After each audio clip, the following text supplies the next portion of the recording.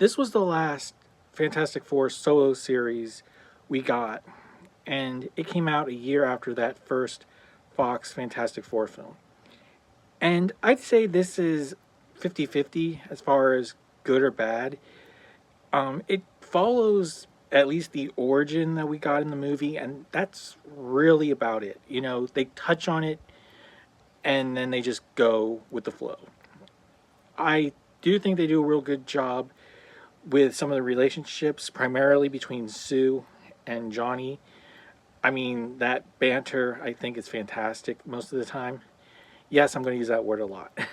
I really like what they do with Sue. I think she's the best part of the series.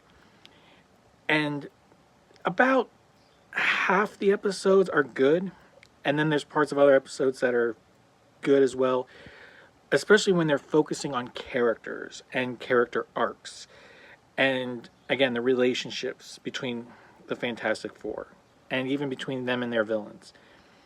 Because otherwise, the show kind of feels flat and simple. The voices, though, I think the voices are fantastic. If I didn't already say that, they just work. They really feel like these characters, and it's definitely one of the highest positives about this show. The art style is okay. I mean, it is more of an anime-ish type style.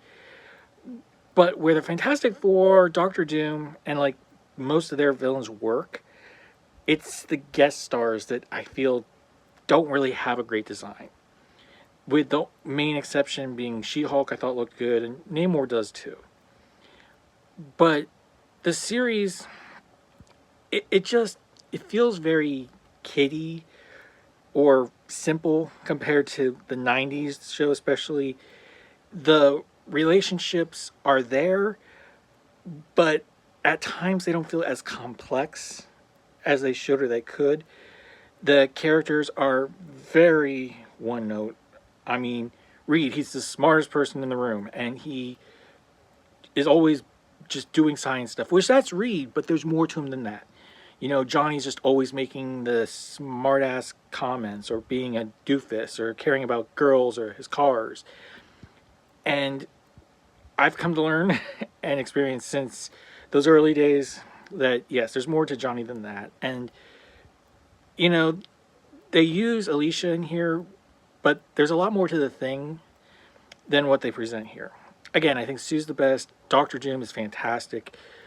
So overall, again, this show is good, but it's definitely not the best.